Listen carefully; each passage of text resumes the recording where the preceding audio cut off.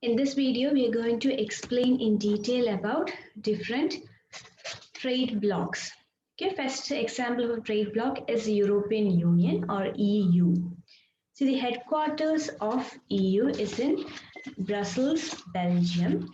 It is a combination of three different organizations, that is the ECSC, EEC and Euratom. So what does these stand for? ECSC stands for European Coal and Steel Community. The EEC stands for European Economic Community and Euratom stands for European Atomic Energy. അപ്പോൾ ഈ മൂന്ന് ഓർഗനൈസേഷൻസും കൂടി ചേർന്നാണ് European union ആയിട്ട് നിൽക്കുന്നത്. മൂന്ന് organisations ആണ് European യൂണിയൻ്റെത്. ഇനി it is the world's largest single market. ഇനി ഈ യൂറോപ്യൻ യൂണിയനിലുള്ള മെമ്പർ കൺട്രീസിന് കോമൺ മോണിറ്ററി പോളിസിയാണ്, കോമൺ ഫിസ്ക്കൽ പോളിസിയാണ്, അവരെല്ലാവരുടെയും കറൻസി യൂറോ ആണ്. അപ്പോൾ they have a common currency as well. Now, in order to become a member of the European Union, അതൊരു രണ്ട് കണ്ടീഷൻസ് ആണ് സാറ്റിസ്ഫൈ ചെയ്യേണ്ടത്. First one, it must be N European country.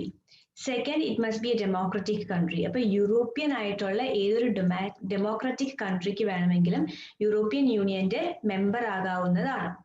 In 2017, there were 28 member countries. Original members എന്ന് പറഞ്ഞാൽ Belgium, France, Italy, Luxembourg, Netherlands and west Germany ആയിരുന്നു. ഈ 6 കൺട്രീസും കൂടെ ചേർന്നാണ് ആദ്യം ഇനിഷ്യലി യൂറോപ്യൻ യൂണിയൻ സ്റ്റാർട്ട് ചെയ്തത്.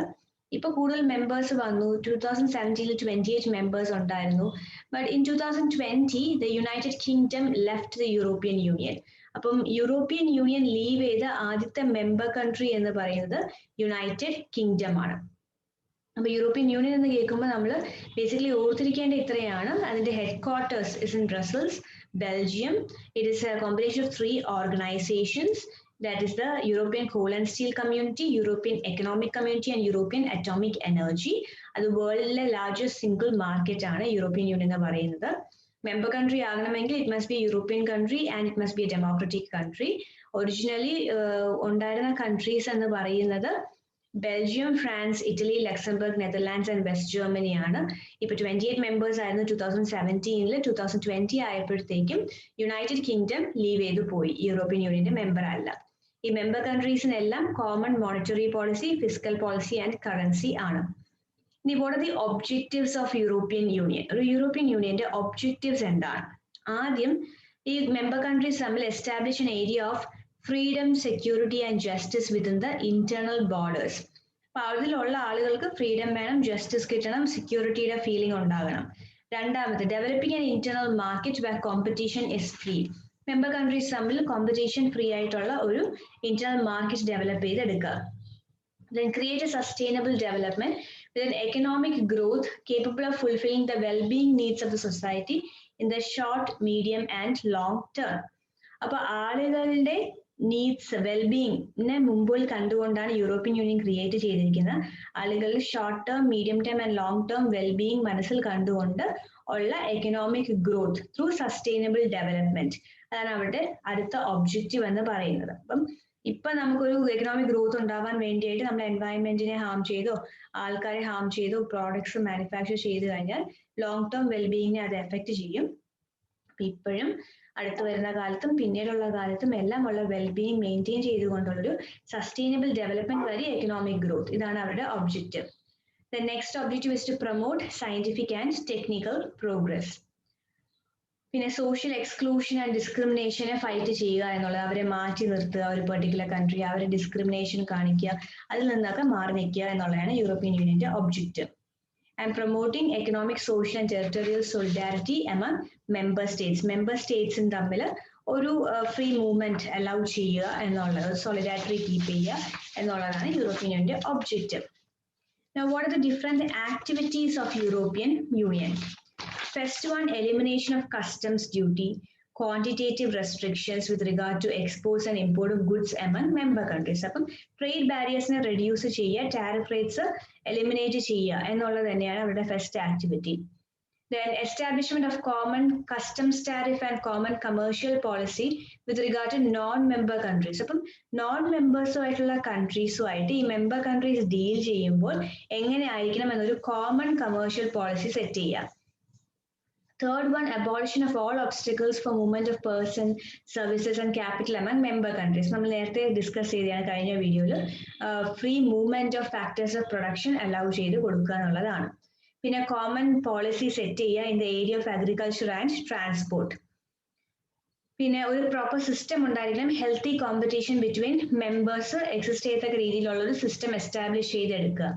Then application of programs in order to coordinate the economic policies of the member countries. ഞാൻ പറഞ്ഞു ഇവർക്ക് എല്ലാവർക്കും കോമൺ ആയിട്ടുള്ള മോണിറ്ററി പോളിസിയാണ്, കോമൺ ആയിട്ടുള്ള ഫിസിക്കൽ പോളിസിയാണ്, കമേഴ്ഷ്യൽ പോളിസിയാണെന്നൊക്കെ പറഞ്ഞു. അപ്പൊ ഇതിനെല്ലാം കൂടെ കോർഡിനേറ്റ് ചെയ്യാൻ വേണ്ടിയായിട്ട് വേരിയസ് പ്രോഗ്രാംസ് സെറ്റ് ചെയ്യുക. പിന്നെ application of procedures and programs to control the disequilibrium in the balance of payment of member countries. Balance of payment disequilibrium എന്ന് പറഞ്ഞു കഴിഞ്ഞാൽ എന്താണ്? നമ്മുടെ export is more than our our import is more than our export. അപ്പോൾ ആണ് deficit BOP നമ്മൾ face ചെയ്യുന്നത്, balance of payment വരുന്നത്. അങ്ങനത്തെ സിറ്റുവേഷൻസിനെ ഓവർകം ചെയ്യാനായിട്ട് എന്തൊക്കെ ചെയ്യാം എന്ന് നമ്മൾ ഡിസൈഡ് ചെയ്യും. അതാണ് another activity of European union. Then establishment of European Social Fund with a view to enhance the employment opportunities for workers and to improve their standard of living. അപ്പോൾ എംപ്ലോയീസിന്റെ വർക്കിംഗ് കണ്ടീഷൻസും ഓപ്പർച്യൂണിറ്റീസ് ഇംപ്രൂവ് ചെയ്യാനും living standards improve ചെയ്യാനുമായിട്ട് ഒരു European social fund രൂപീകരിക്കുക. പിന്നെ ഒരു European investment bank establish ചെയ്യുക for mobilization of fresh resources and to contribute to the economic development of the community. കമ്മ്യൂണിറ്റിയുടെ എക്കണോമിക് ഡെവലപ്മെന്റിന് വേണ്ടി ഒരു യൂറോപ്യൻ ഇൻവെസ്റ്റ്മെന്റ് ബാങ്ക് ഡെവലപ്പ് ചെയ്തെടുക്കുക. ഇത്രയാണ് യൂറോപ്യൻ യൂണിയന്റെ ആക്ടിവിറ്റീസ് എന്ന് പറയുന്നത്. Next we moving on to the second trade bloc, which is NAFTA. It stands for North American Free Trade Agreement. It was established in January 1st, 1994. അപ്പോൾ 1994 January 1st-നാണ് North American free trade agreement or NAFTA came into existence. അവരുടെ member countries എന്ന് പറഞ്ഞാൽ 3 countries ആണ്, United States, Mexico, Canada. അപ്പൊ ഇവര് മൂന്നുപേരും കൂടി എന്തിനാണ് ജോയിൻ ടുഗെദർ ചെയ്തത്?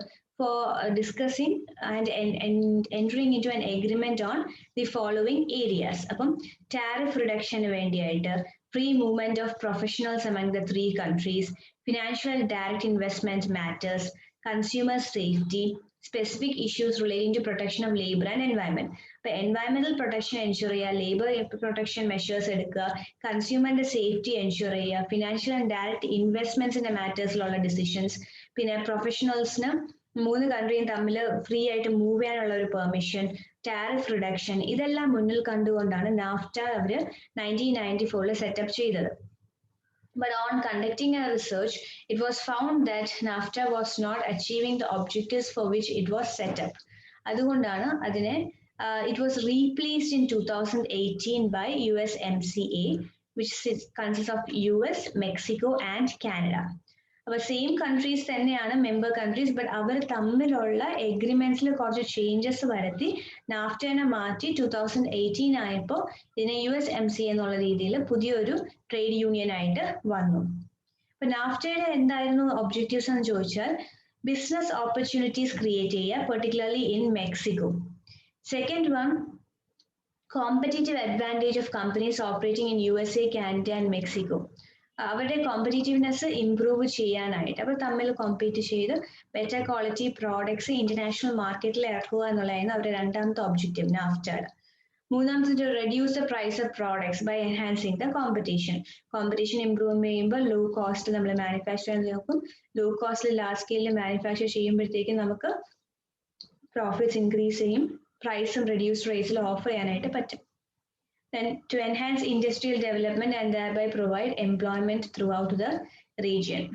Industrial development help ചെയ്യാനായിട്ടും പിന്നെ എന്താണ്, stable and predictable political environment for the investors. Invest ചെയ്യുന്നവർക്ക് ഒരു സ്റ്റേബിൾ ആയിട്ടുള്ള ഒരു ഇൻവെസ്റ്റ്മെന്റ് എൻവയൺമെന്റ് പ്രൊവൈഡ് ചെയ്യുക. പിന്നെ മെക്സിക്കോയിലുള്ള ഇൻഡസ്ട്രീസും ഡെവലപ്പ് ചെയ്യാനും അവിടെയുള്ളവർക്ക് എംപ്ലോയ്മെന്റ് കൊടുക്കാനും മെക്സിക്കോയിൽ നിന്ന് USA മൈഗ്രേഷൻ റെഡ്യൂസ് ചെയ്യാനും വേണ്ടിയായിട്ട് നാഫ്റ്റ അവർ ക്രിയേറ്റ് ചെയ്തു. പിന്നെ ഫോറിൻ എക്സ്ചേഞ്ച് എന്നുള്ള കൂടുതൽ മെക്സിക്കോയിൽ ഫോറിൻ എക്സ്ചേഞ്ച് കിട്ടാൻ വേണ്ടിയായിട്ട്, പിന്നെ ഈ 3 കൺട്രീസ് തമ്മിലുള്ള പൊളിറ്റിക്കൽ റിലേഷൻഷിപ്പ് ഇംപ്രൂവ് ചെയ്യാൻ വേണ്ടി, ഇതിനൊക്കെയാണ് നാഫ്റ്റ അവർ ആദ്യം രൂപീകരിച്ചത്. ബട്ട് ഇത് അതിന്റെ ആ ഒരു ഒബ്ജക്റ്റീവ് അവർക്ക് അല്ലെങ്കിൽ ആ ഒരു ടാർഗറ്റ് അവർക്ക് അച്ചീവ് ചെയ്യാൻ പറ്റാതെ വന്നു. കുറെയൊക്കെ എക്സ്പ്ലോയിറ്റേഷൻസ് നടക്കുന്നുണ്ടായിരുന്നു. വിചാരിച്ച പോലെ മെക്സിക്കോയ്ക്ക് പിടിച്ചു നിൽക്കാനായിട്ട് മെക്സിക്കോയ്ക്ക് ബെനിഫിറ്റ്സ് അങ്ങനെ ഒന്നും വിചാരിച്ച കണക്ക് കിട്ടുന്നില്ല. അപ്പൊ ഇവരിത് ക്രിയേറ്റ് ചെയ്തത് തന്നെ യൂറോപ്യൻ യൂണിയനിൽ നിന്ന് ഫേസ് ചെയ്യുന്ന ആ ഒരു ഗ്രോയിങ് ത്രെട്ട് ഓവർകം ചെയ്യാൻ വേണ്ടിയിട്ടാണ് ഈ 3 കൺട്രീസും ഒരുമിച്ച് കൂടിയത്. അപ്പം ഇത് അവർക്ക് വർക്ക്ഔട്ട് ആവുന്നില്ല എന്ന് കണ്ടപ്പോൾ they replaced it in 2018 and a new treaty was signed. അപ്പൊ അതിൽ കൂടുതൽ ക്ലാരിറ്റി കൊണ്ടുവന്നു. ലേബർ പ്രൊട്ടക്ഷൻ റൂൾസിലും എൻവയൺമെന്റ് പ്രൊട്ടക്ഷൻ റൂൾസിലും കുറച്ചും കൂടെ നേരത്തെ ഉണ്ടായിരുന്ന പോരായ്മകളും ലൂപ്പ് ഹോൾസും എല്ലാം നികത്തിക്കൊണ്ട് പുതിയൊരു set of rules അവർ സ്റ്റാർട്ട് ചെയ്തു. Then they reframed the rules regarding manufacture of automobiles, then the rules regarding intellectual property, trade related aspects with regard to dairy products, etc. അങ്ങനെ കുറെയൊക്കെ ചേഞ്ചസ് വരുത്തി പുതിയത് സ്റ്റാർട്ട് ചെയ്തു. Next one is ASEAN. അത് association of south east Asian Nations ആണ്. It was started in 1967 and the original members എന്ന് പറഞ്ഞാൽ Indonesia, Malaysia, Philippines, Singapore and Thailand ആണ് ഇവരുടെ ഒറിജിനൽ മെമ്പർ കൺട്രീസ്. ഇപ്പൊ 10 മെമ്പേഴ്സ് ഓർ മോർ ഉണ്ട്. And secretariat is located in Jakarta, Indonesia. അപ്പൊ അവരുടെ strength എന്ന് പറഞ്ഞാൽ educated and skilled human labour ആണ്. These countries member countries are rich in oil, mineral resources, agricultural goods and modern industrial products. ഇതിലെല്ലാം അവര് നല്ല strong ആയിട്ട് നിൽക്കുന്ന കൺട്രീസ് ആണ്. അപ്പൊ ഇവരുടെ മെയിൻ എയിം എന്ന് പറഞ്ഞാൽ ആ ഒരു South East Asia region nuclear weapon free zone ആക്കുക, zone for peace, freedom and neutrality, യുദ്ധമൊന്നും ഇല്ലാതെ പീസിന് വേണ്ടിയായിട്ടുള്ള ഒരു ഏരിയ ആക്കി ഡെവലപ്പ് ചെയ്തെടുക്കുക എന്നുള്ളതാണ് ASEAന്റെ മെയിൻ ഒബ്ജക്റ്റീവ് എന്ന് പറയുന്നത്. ഇനി ASEAന്റെ തന്നെയാണ് ആഫ്റ്റ എന്ന് പറയുന്നത്, AFTA, which stands for ASEAN Free Trade Area. അത് 1994 അവർ ഫോം ചെയ്തത്. പിന്നെ അത് വെച്ചെന്ന് വെച്ചാൽ 10 ഇയേഴ്സിന് ഫങ്ഷൻ ചെയ്യാൻ വേണ്ടിയുള്ള ഉദ്ദേശത്തോടു കൂടിയാണ് ആഫ്റ്റ അവർ ക്രിയേറ്റ് ചെയ്തത്. അത് പ്രത്യേകിച്ചൊന്നുമില്ല, ഈ അകത്തുള്ള ഈ ASEAന്റെ അകത്തുള്ള ഇന്റർ ട്രേഡ് ഡെവലപ്പ് ചെയ്തെടുക്കാൻ വേണ്ടിയിട്ടാണ് അവർ ആഫ്റ്റ ക്രിയേറ്റ് ചെയ്തത്. അപ്പൊ അതിന്റെ മെയിൻ ഒബ്ജക്റ്റീവ് എന്ന് പറഞ്ഞാൽ encourage inflow of foreign investment into this area, establish free trade area in the member countries, reduce tariff of the products produced in ASEAN countries. ഈ ഒബ്ജക്റ്റീവ്സിന് വേണ്ടിയാണ് ആഫ്റ്റ എന്ന് പറയുന്ന ഒരു ട്രേഡ് യൂണിയൻ സെപ്പറേറ്റ് അവർ create ചെയ്തത്. Trade union അല്ല, sorry, trade bloc. ASEAN +3 എന്ന് പറഞ്ഞ ഒരെണ്ണം ഉണ്ട്. അത് ASEAനിലെ member countries plus China, South Korea and Japan കൂടെ ജോയിൻ ചെയ്താണ് ASEAN +3 എന്ന് പറഞ്ഞ അവര് ഫോം ചെയ്തത്. ഇത്രയാണ് ASEAനുമായിട്ട് റിലേറ്റ് ചെയ്ത് ഓർത്തിരിക്കേണ്ട കാര്യങ്ങൾ. ഇനി APEC, Asia Pacific economic corporation, 1989 form ചെയ്തിട്ടുള്ളത്. അപ്പൊ ഇവരുടെ ഹെഡ് ക്വാർട്ടേഴ്സ് സിംഗപ്പൂരിലാണ്. It is one of the oldest forums in the Asia Pacific region. അപ്പൊ ഈ ഒരു ഓർഗനൈസേഷന്റെ പ്രത്യേകത എന്ന് പറഞ്ഞു കഴിഞ്ഞാൽ ഇവർ തമ്മിൽ ഒഫീഷ്യൽ അല്ലെങ്കിൽ ഈ ഇന്റർ ഗവൺമെന്റൽ ഓർഗനൈസേഷൻസ് തമ്മിൽ കൺട്രീസ് തമ്മിൽ ബൈൻഡ് ചെയ്യുന്ന കമ്മിറ്റ്മെന്റ്സും ട്രീറ്റീസും ഒന്നുമില്ല. അതിലെ മെമ്പേഴ്സ് വോളണ്ടറി ആയിട്ടാണ് ഓരോ കാര്യങ്ങൾ ചെയ്യാൻ എഗ്രി ചെയ്യുന്നതും എല്ലാവരും തമ്മിൽ ഡിസ്കസ് ചെയ്ത് ഒരു ജനറൽ എഗ്രിമെന്റിൽ എത്തിയിട്ടാണ് ഓരോ ഡിസിഷൻസ് എടുക്കുന്നത്. So there is no treaty obligations required of its participants. അപ്പോൾ ഈ ഒരു organization is the only intergovernmental grouping in the world operating on the basis of non-binding commitments, open dialogue and equal respect for the views of all participants. ഇതിൽ participate ചെയ്യുന്ന എല്ലാ കൺട്രീസിനും തമ്മിൽ respect കൊടുക്കുന്നു, ഓരോരുത്തരുടെ അഭിപ്രായത്തിന് വില കൊടുക്കുന്നു, ഈ ഒബ്ലിഗേഷൻസ് ഒന്നും ഇല്ല ആരും തമ്മിൽ, എല്ലാം വോളണ്ടറി ആയിട്ടും ഒരു കോമൺ ഡിസിഷന്റെ ബേസിസിലുമാണ് ഇവർ തീരുമാനങ്ങൾ എടുക്കുന്നത്. ഹെഡ് ക്വാർട്ടേഴ്സ് സിംഗപ്പൂരിലാണ്. അതാണ് എഫക്റ്റിനെ പറ്റി എടുത്തു പറയാനുള്ള കാര്യം. പിന്നെ ഇതും എൻവയൺമെന്റ് ഫ്രണ്ട്ലി ആയിട്ടുള്ള ഗുഡ്സ് മാനുഫാക്ചർ ചെയ്യുക, എഫിഷ്യന്റ് ആയിട്ടുള്ള ഗുഡ്സും സർവീസസും പീപ്പിളും ബോർഡേഴ്സിന് അങ്ങോട്ടും ഇങ്ങോട്ടും ട്രാൻസ്ഫർ ചെയ്യാൻ ഫെസിലിറ്റേറ്റ് ചെയ്യുക, economic and technical corporation build ചെയ്യുക. ഈ ഉദ്ദേശത്തോടു കൂടിയൊക്കെയാണ് ഈ ഒരു ട്രേഡ് ബ്ലോക്കും ഡെവലപ്പ് ചെയ്ത് എടുത്തിരിക്കുന്നത്. Next one is OPEC, which is organisation of the petroleum exporting countries.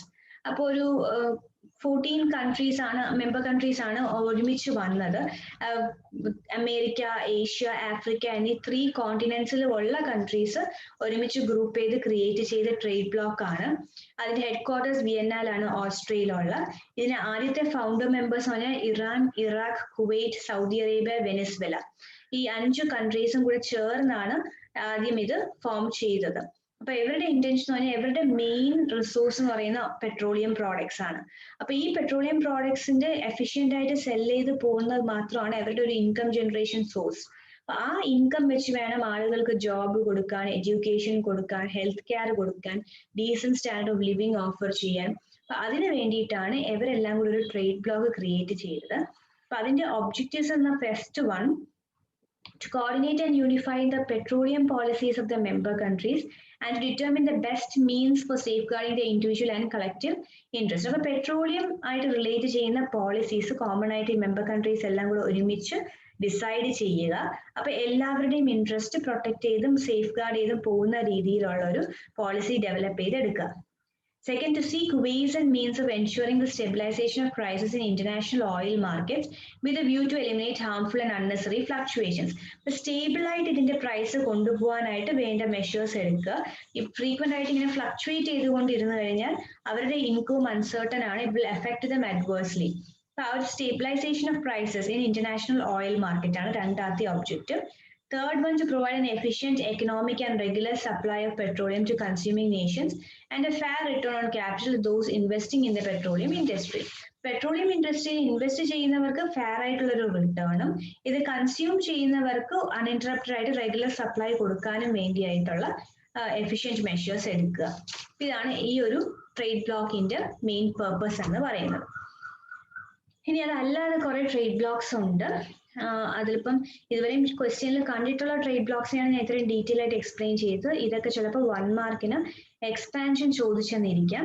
അപ്പൊ അതൊക്കെ ഒന്ന് നോക്കി വെച്ചേക്കാം. ഇത്രയും ട്രേഡ് ബ്ലോക്സിനെയും കൂടെ അതിന്റെ ഒരു എന്താണ് അതിന്റെ ഒരു എക്സ്പാൻഷൻ എന്നെങ്കിലും ഒന്ന് നോക്കി വെച്ചേക്കാം.